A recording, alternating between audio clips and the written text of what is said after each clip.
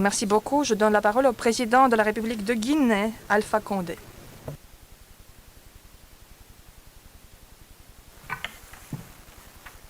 Excellence, Monsieur le Président Vladimir Poutine, président de la Fédération de Russie, Excellence, Monsieur le Président Al-Fattah al-Sisi, président de l'Égypte, Excellence, Mesdames, Messieurs les chefs d'État et de gouvernement, Monsieur le Président de la Commission de l'Union africaine, Mesdames, Messieurs.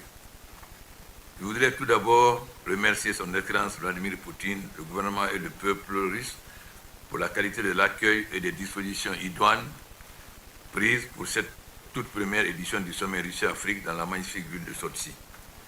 Ce sommet qui nous réunit ici est certainement le témoignage d'une nouvelle ère et d'un approfondissement de la relation historique particulière que notre continent entretient avec la Russie. En effet, les luttes communes que nous avons menées pour la libération des peuples opprimés ont inspiré d'autres soutiens et sympathies, sans lesquels la reconnaissance du continent dans la sphère mondiale aurait été beaucoup plus difficile. Aussi, elles ont joué un rôle fondamental dans le changement de paradigme qui a consolidé les relations internationales après la Seconde Guerre mondiale. Le prix élevé que la République de Guinée a dû payer pour avoir eu le courage de refuser des solutions néocoloniales a limité son accès au financement, aux investissements et au commerce international.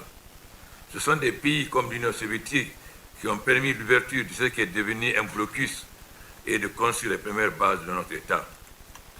La condition de la Russie a été multidimensionnelle, y compris dans les domaines économiques, de la santé, de la sécurité, de l'éducation, de la recherche, et particulièrement l'Institut Polytechnique de Conakry et le Centre de recherche océanographique de Guinée.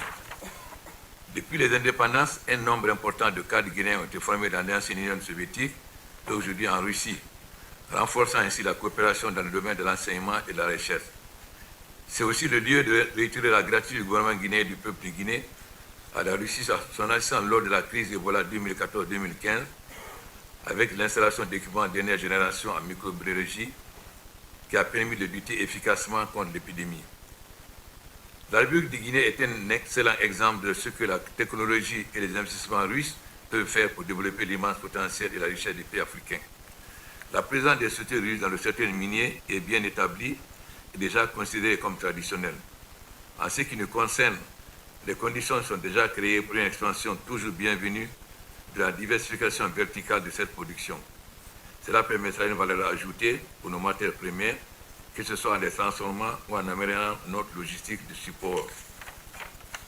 Mesdames, Messieurs, l'importance de cette rencontre est de pouvoir démontrer que l'avenir de la planète, qu'il s'agisse de la démographie, de la sécurité, du climat et de l'environnement, voire de la technologie, passe par l'Afrique. Le plus important réservoir des futurs jeunes consommateurs sera l'Afrique. À l'avenir, la jeunesse de la population africaine deviendra une opportunité pour le monde plutôt qu'un défi du continent. Il est temps pour tous nos partenaires de prendre des initiatives leur permettant de saisir cette opportunité dans une démarche gagnant-gagnant.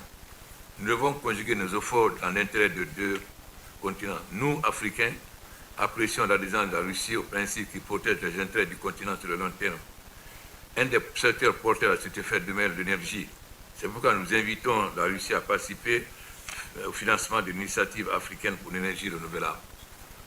Lors de nos dernières visites en Russie en 2016 et 2017, nous avons encouragé le président Poutine à organiser une telle sommet. Aussi, nous sommes heureux que ce sommet se tienne aujourd'hui.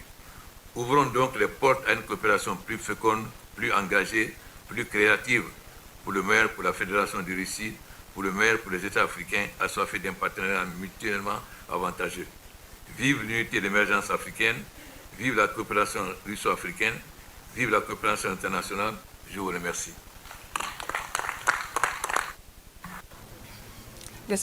Monsieur le Président, l'exemple de votre pays démontre évidemment que les restrictions économiques qui sont dictées par les considérations politiques entravent le développement, mais ne peuvent pas l'arrêter.